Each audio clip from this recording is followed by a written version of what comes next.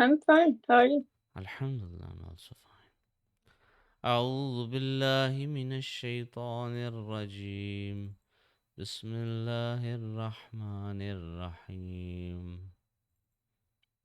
أعوذ بالله من الشيطان الرجيم.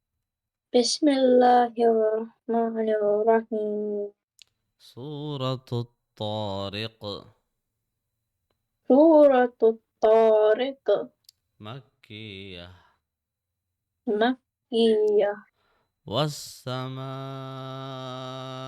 والطارق. والسماء والطارق. وما أدراك ما الطارق. وما أدراك ما الطارق. Small mouth, 2 seconds of stretching. وما أدراك ما الطارق. وما أدراك ما الطارق. النجم الثاقب. النجم الثاقب. إن كل نفس لما عليها حافظ. إن كل نفس لما نفس لما عليها حافظ. حافظ. حافظ. حافظ. حافظ. Ha must be much sharper. حافظ. حافظ. فلينظر الإنسان مما خلق. فلين فلينظر الإنسان مما مما خلق. فلينظر الإنسان مما خلق. فلينظر الإنسان مما خلق. خلق من ماء دافق. خلق خلق من ماء دافق. خلق من ماء دافق. خلق خلق من ماء دافق. يخرج من بين الصلب والترائب.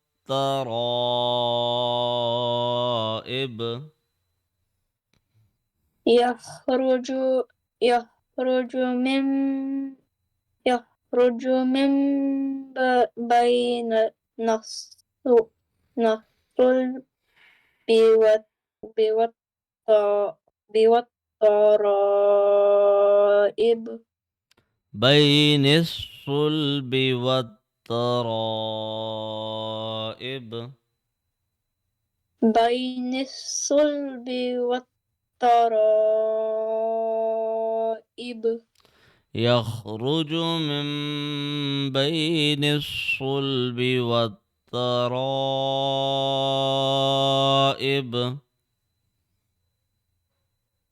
يخرج من بين الصلب بينس بين يخرج من بين الصلب والترائب.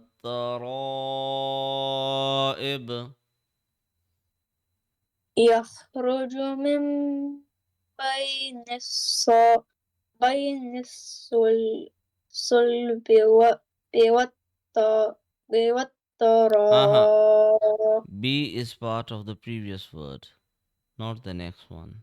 Be what is a wrong thing to say. It is baynis sulbi wattara. And if you are starting from here, then wattara, not be wattara. Be is part of the previous word. يخرج من بين الصلب والترائب. يخرج من يخرج من بين الصلب. Wait, can I go word by word? Yes, you can. يخرج من بين الصلب والترائب. إنه على رجعه لقادر. إنه على رجع رجعه رجعه لقادر. لقادر. لقادر. No, dir. در. لقادر. لقادر. Yeah. يوم تبلى السرائر.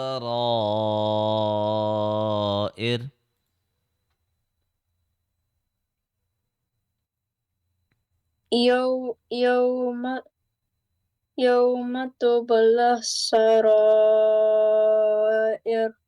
Yeah, good job. فما له من قوة ولا ناصر. فما له من قوة قوة لا نصير. قوة ولا ناصر. قوة ولا ناصر. فما له من قوة ولا ناصر. فما له من قوة ولا ناصر. والسماء ذات الرجع.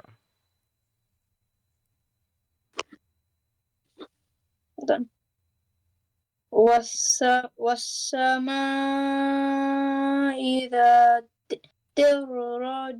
الرجع. والسماء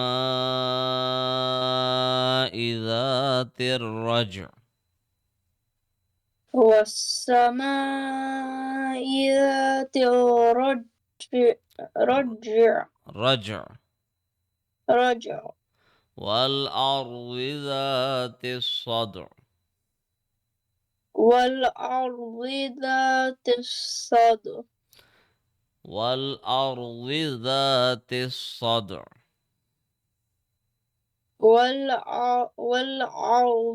والأرض ذات الصدع. إنه لقول فصل. إنه لقول فصل. فصل. وفصل. فصل. فصل. فصل. فصل. Yeah. فصل. وما هو بالهزل. وما هو بالهزل. إنهم يكيدون كيدا. إنهم يكيدون كيدا.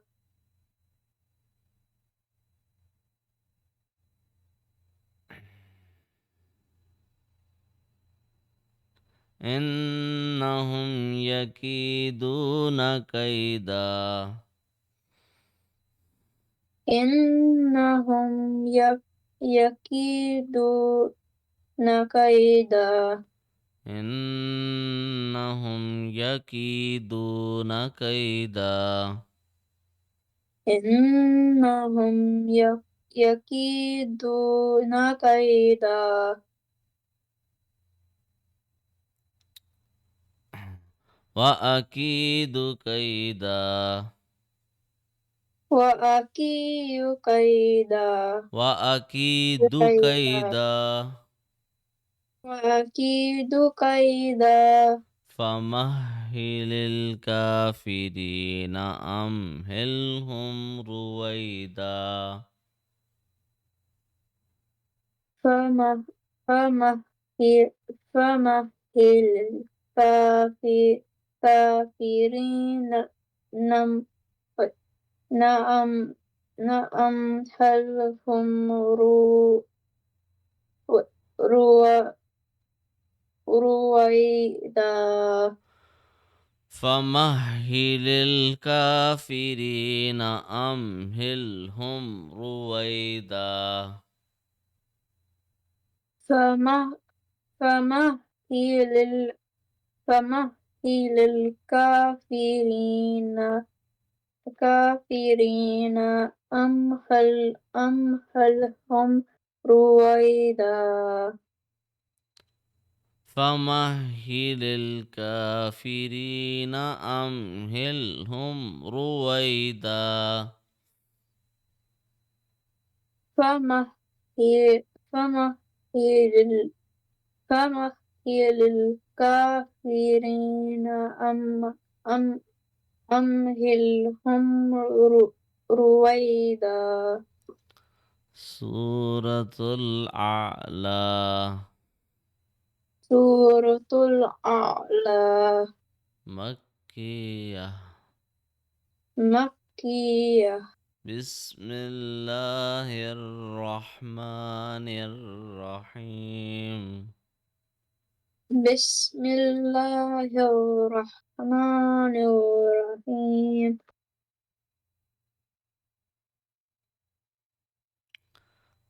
سبح اسم ربك الأعلى. سبح اسم ربك الأعلى. Yeah. When we are stopping at a word where the second last letter has a fatha and the last letter has ya without any sign, then also we stretch it the same way we stretch an alif without standing fatha. Are you getting my point? Yes. However, this case is only applicable if we are stopping there. If we are continue reading, for example, if we want to combine these two verses together, then it will be like this: سبح اسم ربك الأعلى الذي خلق فسوى. Did you get my point? Yeah.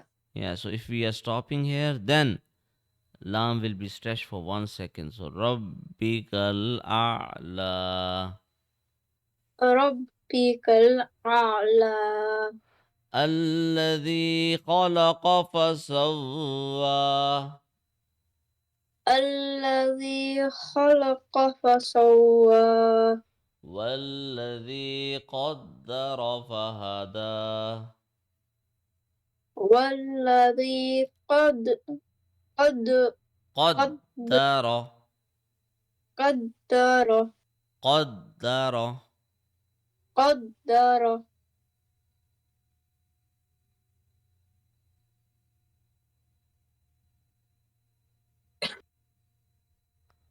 والذي قدر فهدى.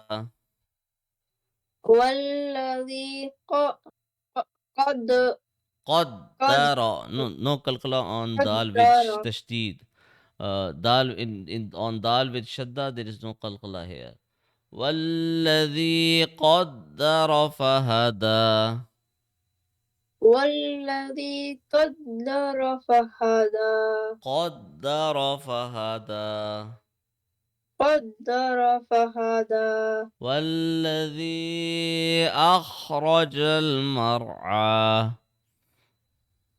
والذي أخرج المرعى أخرج المرعى أخرج المرعى فجعله غثاء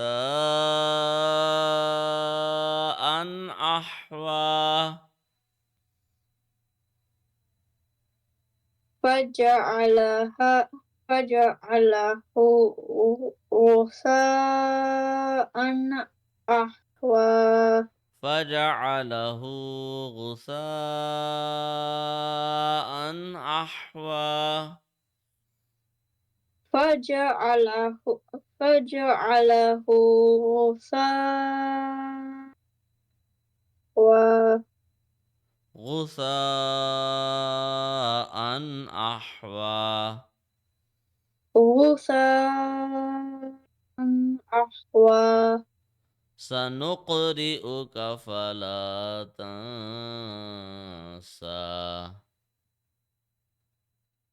سنق سنقرئ سنقرئك سنقرئك أكفل أكف سنقرئك فلا تنسى. سنقرئك فلا تنسى. Yeah, good job. إلا ما شاء الله. إلا ما شاء الله. إنه يعلم الجهر وما يخفى. إنه يعلم يعلم الجهر وما يخفى. ونيسرك لليسرى. وني و- ونيس ونيسر ونيسرك كلل كلليسرى. فذكر إن نفعت الذكرى. ف- فذك- فذكر فذكر إن فذكر إن نفع نفعت نفعت الذكرى. فذكر إن نفعت الذكرى. فذكر فذكر إن نفعت إن نفعت الذكرى. سيذك سيذكر من يخشى. س- سيذكر من يخشى. ويتجنبها الأشقى. ويت- ويتجنبها ويت- ويتجنبها الأشقى. أشقى. ويتجنبها الأشقى. ويتجنبها الأشقى. Good job. الذي يصلى النار الكبرى. الذي يصلى النار يصلى النار الكبرى. Yeah. صدق الله العظيم. وعليكم السلام ورحمة الله. How are you, Amina? I'm good. How are you? Alhamdulillah. أعوذ بالله من الشيطان الرجيم. أعوذ بالله من الشيطان الرجيم. بسم الله الرحمن الرحيم. بسم الله الرحمن الرحيم. سورة البروج. سورة البروج. مكية. مكية. والسماء والسماء ذات البروج. ذات البروج. You read it. والس... والسماء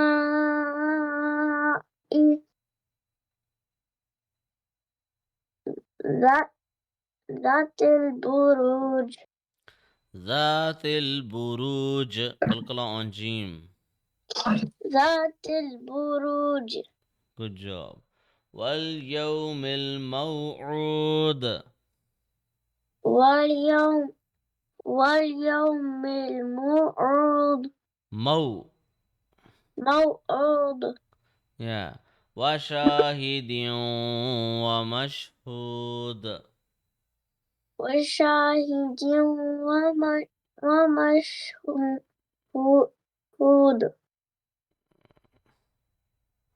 وشاهد ومشهود.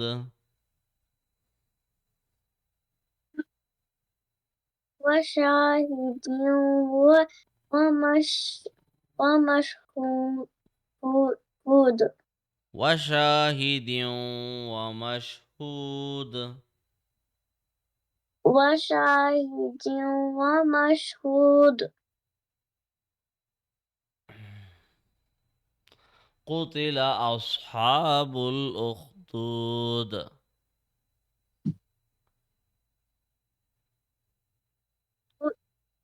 قتل قتل أصحاب الأخدود.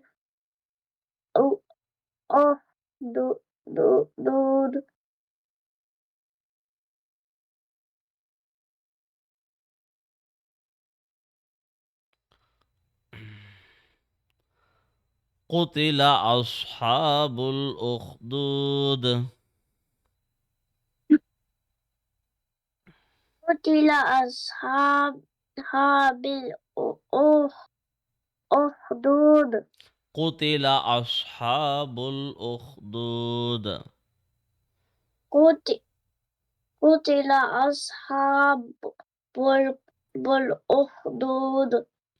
النار ذات الوقود. النار النار ذات الوقود. النار ذات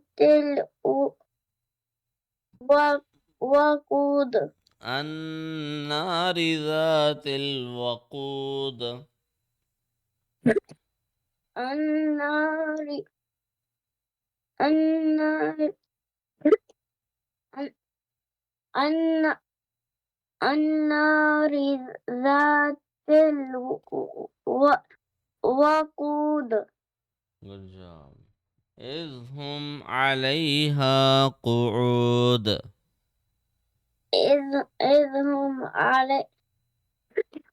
إذ هم عليها قعود. Good job. صدق الله العظيم. صدق الله العظيم. Alright, dua at beginning of a journey. Allahumma اللهم bika بك asulu أصول wa bika وبك أحول أحول وبك أسير.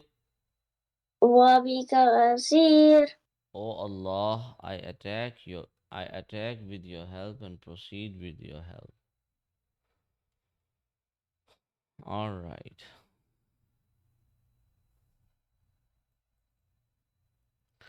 The Quraysh were being even more cruel and making the Muslims' lives very hard. So the Prophet said that some of them should go to Abyssinia because there is a pious king there who is a good man.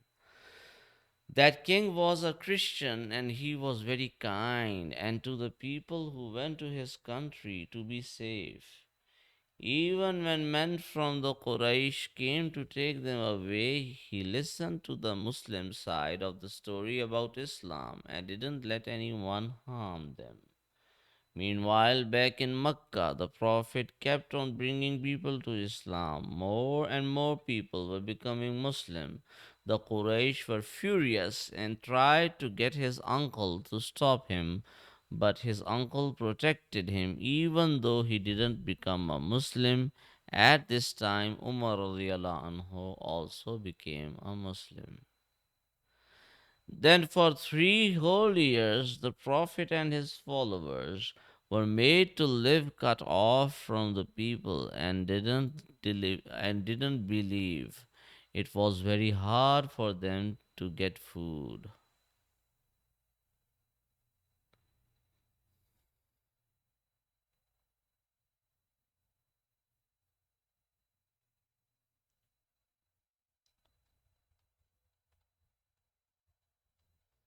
Then came a very sad year for the Prophet. His uncle Abu Talib and his wife Khadija both passed away.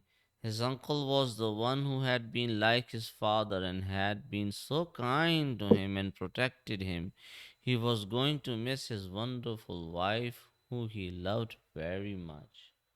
One day, the Prophet was telling a group of people about Allah.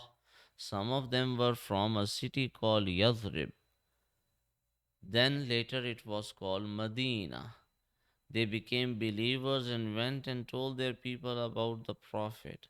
Now, when it had been 12 years since the Prophet started calling people to Allah, a very special thing happened. The Prophet went on a journey from Mecca to Jerusalem and then to heaven. Yes, it's amazing. This is called the Mi'raj.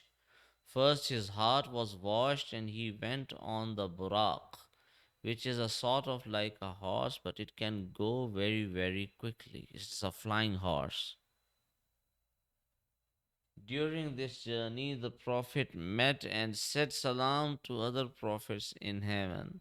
Also, here Allah told the Prophet that his people have to pray salah 5 times a day. At first, Allah actually said 50 times, but then made it less for us when the Prophet asked him to, because Musa alayhis salam told him we would find it too hard. After that, some people came from Yathrib, Medina, to make a promise to the Prophet to be good Muslims and to be good to him sometime later. The Prophet actually went to live in Medina. That moving from his home in Mecca to Medina is called the Hijrah. When the Prophet and his friends lived there, the city became Medina. The masjid of the Prophet is built in a place that the Prophet's camel chose by kneeling down there. I use the word masjid because mosque is a derogatory word for Muslims. Um, so that's why we should use the word masjid instead. The people of Medina were called the Ansar, the helpers of the Prophet. The Prophet and all the people lived there happily.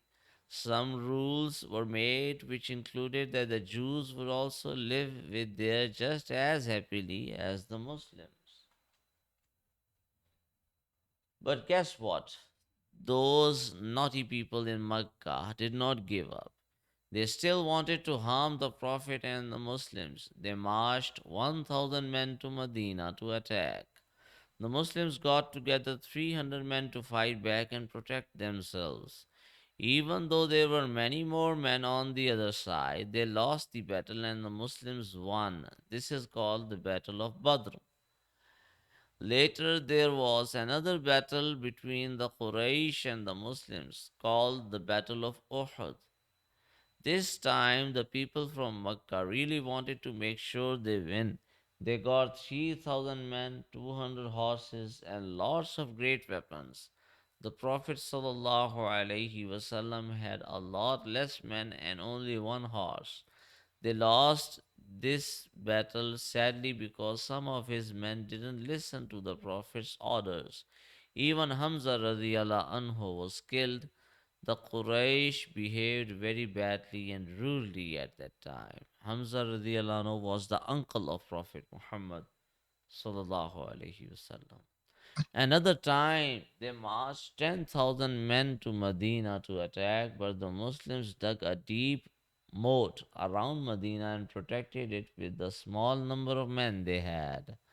The Quraysh men couldn't get in, though they sure did try. They started running out of food, and at last, when a storm came and blew away their tents, they all ran off back home.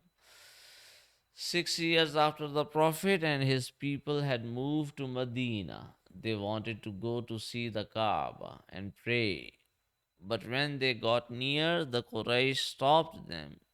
Then they all decided to make some rules to have peace between everybody. The Quraysh said that the Muslims could come back next year for Hajj and stay for 3 days and have Makkah to themselves. And that's exactly what they did. The Prophet sent the message of Islam to faraway places where kings were rulers. He sent messengers with letters. Some leaders listened nicely and others did not. After almost 8 years since the Hijrah, the Quraysh broke the rules of peace by attacking friends of the Muslims. So the Prophet thought it was time to stop these people in Mecca from doing wrong things. He marched 10,000 men to Mecca. The man called Abu Sufyan, who was sent to speak to them, became a Muslim. When the Prophet spoke to him, the Prophet and the Muslims entered Mecca, and not many people tried to stop them. They came peacefully. Mecca was now a city of the Muslims. The Prophet ordered all the statues that used to be worshipped to be broken.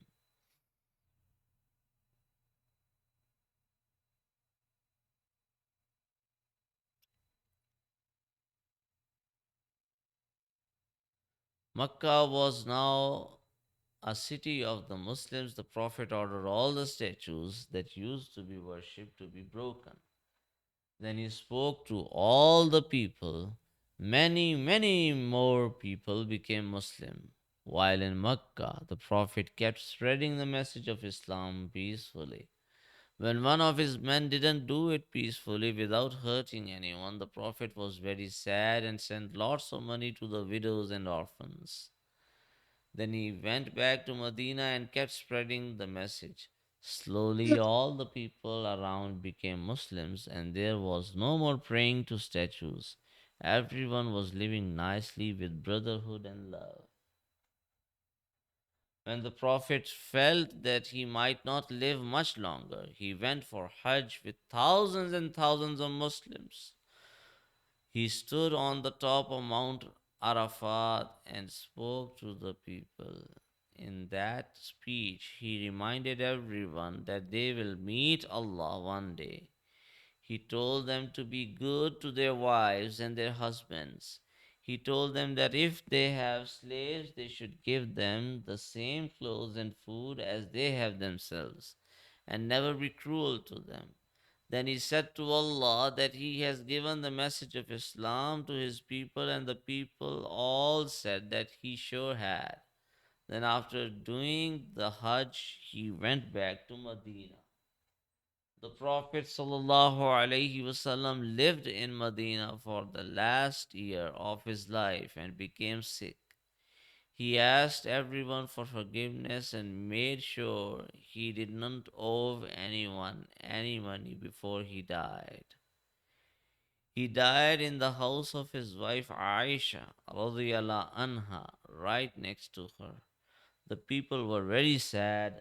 Some said that they would not believe that he is dead, but the wise Abu Bakr radiyallahu anhu reminded everyone that yes, Muhammad sallallahu alayhi wasallam has died because he was just a human and Allah's messenger.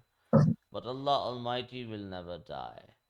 The Prophet was buried where he died. May the peace and blessings of Allah be upon him. MashaAllah.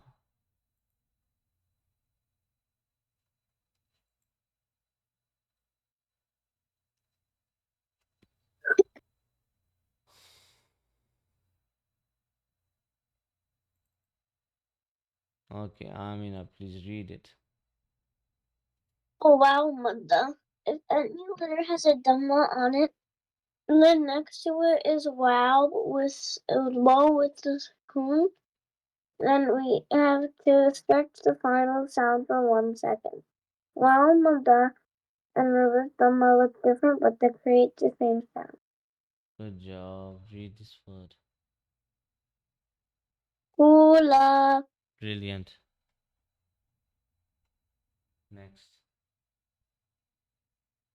Yain. If any letter has a fatha on it and next to it is ya with sukoon, then we don't touch the final sound.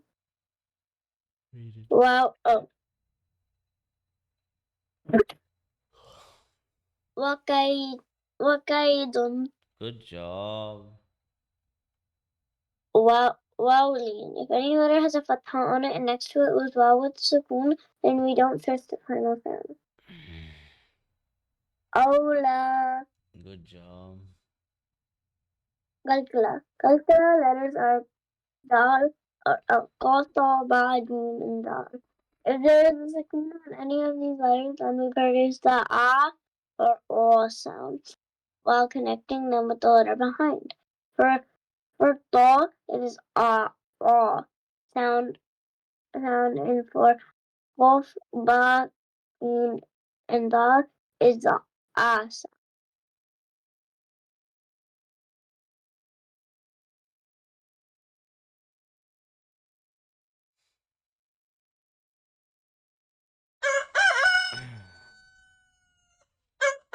All right. So, inshallah, meet you tomorrow. Wish you best of luck. Assalamu alaikum wa rahmatullah. Wa alaikum assalam.